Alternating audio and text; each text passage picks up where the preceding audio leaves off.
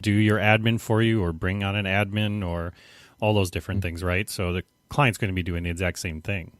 Literally every time you make a purchase, you're doing this. Mm-hmm. What's the ROI on a latte? You don't know exactly, but you know it's worth more than $5 to you. But it's not worth more than $5 to someone else. But that's still a value decision. It's based on the value to you. You're not. Oh, I bought this, $5 latte, and now I'm $10 better. I mean, technically, you don't feel that way, but technically, it's true. So that's literally how every purchase is made, unless they don't know the price before they start, which is what happens with hourly billing, and that's why you get yourself in a jam. You mentioned morale earlier too. I think there's another whole side of this, which is if it is yourself or it is a small company, the hourly billing can really affect the culture of the organization. Don't get me started. I mean, people hoarding hours. I mean, it's people forget about padding hours. I mean, hilariously, to my everlasting shame, when I was at Staples, the first widely distributed application that I built there was a piece of time tracking software. So for 100 or 150 employees at Staples, I built this time tracker. It was on their desk, and so hilariously, I would go, when I was designing it, because this is way before I thought any of this stuff.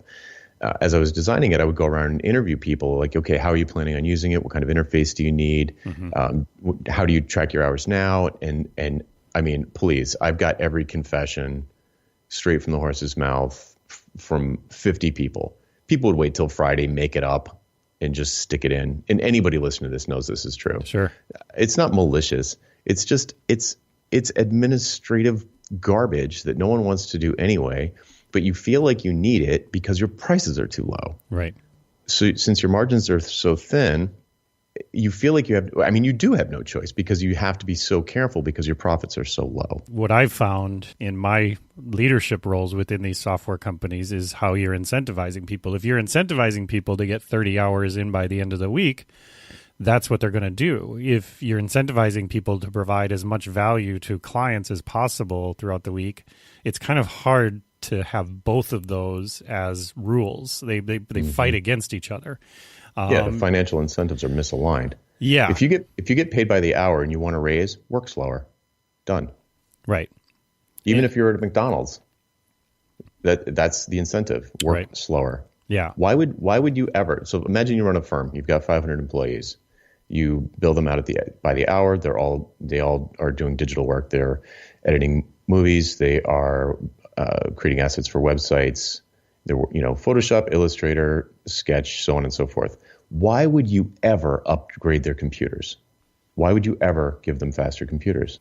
Well, it makes no sense. But the reason you do it is because they'll all leave if they have to work on slow computers. But it puts you. But now imagine if you are fixed pricing your projects, you'll run out and buy them faster computers. Well, and you've got in a lot of places. You've got that dichotomy going on already, especially like you mentioned, a larger company. You've got the sales and marketing team, and then you've got the implementing team, right? You've got the designers and developers, and there's no way that the sales and marketing team are billing by the hour. And if you've got these two, it almost becomes two separate organizations kind of working against each other, is what I've seen in the past.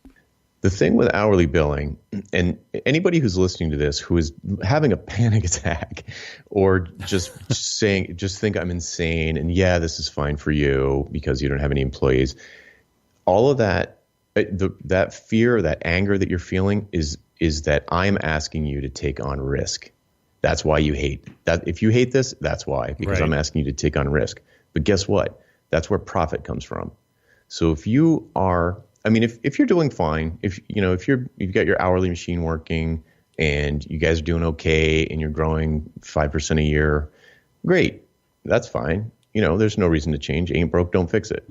But if you are worried about making payroll or you cannot figure out how to grow your business, you're stuck at roughly $100,000, $200,000 profit per employee, and you can't get past it, adding more headcount is going to have diminishing returns. If you can't figure it out, the solution is to take on more risk. And by taking on that risk, you get sometimes massively more profitable. That productized servicing is a great way to get started in this? Because I'm guessing you're not suggesting just throw out if you're going to make the move, it's probably best to start with something you're comfortable with, right? Something that you do over and over again, like make it into a product, sell it off the shelf at a fixed cost. And that's a great introduction. That's a great way to get started. Yes. I'm glad you brought that up. I do not believe that value-based pricing for project is the only way to disconnect time from money. But I do believe that you have to disconnect time from money if you do ever want to become truly profitable. So there are a bunch of ways to do it. Productized services are a great way. It's a very sort of low risk way for you to do this you're not going to put yourself out of business by accidentally selling a strategy session for only $10,000. Right. But yes, you will put yourself out of business, especially if you're small, if you run right out after listening to this show and take on a year-long project, wildly underbid it, because you will when you start doing this, you will still set your prices too low, even with value. So do it on a small project first, especially with someone that you have a really good connection with, maybe a past client. Maybe it's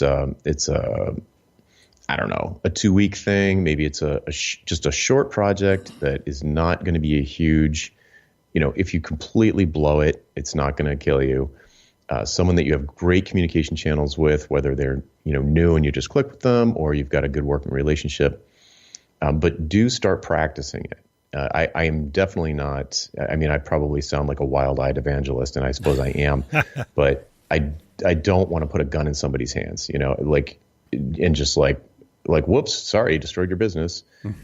So definitely do this. I want you to take on more risk, but I want you to do it slowly, and I want you to get a feel for it. And if in the meantime, especially for the bigger firms, in the meantime, you still have to bill hourly, because it kind of infests your entire firm. Like, everything's oriented around hours, all of your internal systems, all of your client mentality, all the expectations, probably your marketing, everything is oriented around hourly, your sales teams, everything. Proposal generation, it's everywhere. It is infested. It's like a virus in your whole organization.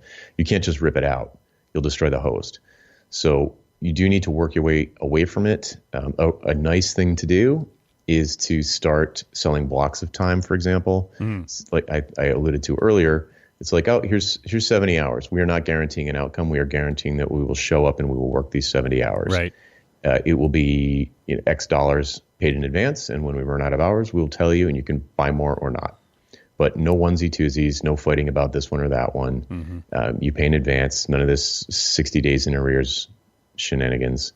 You're not, you're not in the business of giving loans to your clients. If you were to maybe give some advice to somebody who's maybe working in an organization, whether it be small or large or whatever, and they also feel that this would be a good approach. Maybe they want to make a change within they're not the president of the company or anything. What's some advice you would give them to maybe start spreading the good word about stopping just the hourly madness? That's pretty hard. It is really hard. The only answer I have is going to sound really self-serving because hourly billing is nuts. The point of that book is to change people's mindset. And if you are already converted, then give it to someone else, because that's the point of the book. It's not a how-to. It doesn't tell you how to make the change. It just tries to. I do my best to try to open people's eyes to how crazy it is. But it's like water for fish. We just don't even see it. The first thing you do when you go solo or you start your firm, the very first thing you do is you start figuring out, what's my hourly rate going to be? You don't even think about another option. You're just like, can I charge as much as that guy? He's better than me. What about, can I charge as much as her? Probably not. I should probably start a little lower. Or the most hilarious one to me is when someone looks at how much money they want to make per year and reverse engineer and divide it by the number of hours in a year. Wow. Come on. The world doesn't owe you an income for engaging in your favorite activities. You need to come up with something valuable to people. And once you do that, the sky's the limit. If you can find something valuable to folks and price it, pricing it based on how much you need to make in a year would be wildly undervaluing yourself. I have one student who told me a story recently. He walked into he was hired to do sort of an audit, and he walked in to the client. Within 10 minutes, he saw $1 million savings opportunity that could be implemented in days. And he only charged $10,000 for the thing. He's like, I'm like, your price should have been $100,000 for that 1 day visit. Mm-hmm. And he's like, no one will ever pay $100,000. And I'm like, these people wouldn't have?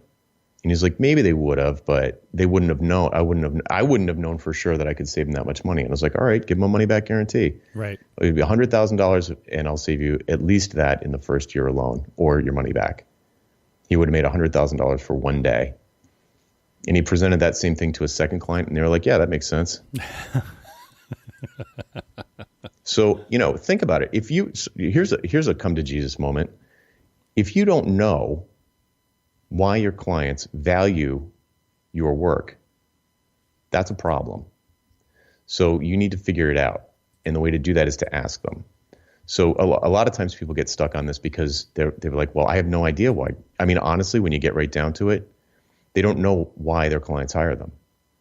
They don't understand the business outcomes. They just think of it in terms of, well, we built this website for them, so they owe us. We put in the time, they owe us the money.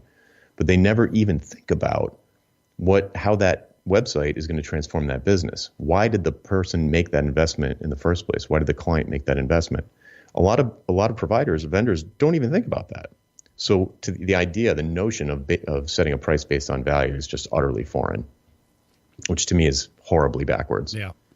One of the things I read in one of your newsletters, which really hit home with me, was when you talked about, how people get started in what they're doing, right? A lot of times they're copying other people and they're taking the same text off of another website and they're using it on their own and all these things. And then they get started and they start to see a little success in all these things, but they're not really differentiating themselves. And I think to kind of what you're saying, if you don't understand the value that you're bringing your clients, what the difference is between you versus Joe Schmo or Sally down the street, all they are going to do is just constantly be hammering about price, right?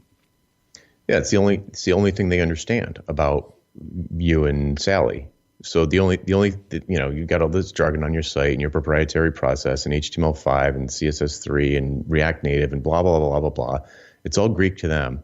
But what do they understand? They understand that you're $100 an hour and she's $75 an hour.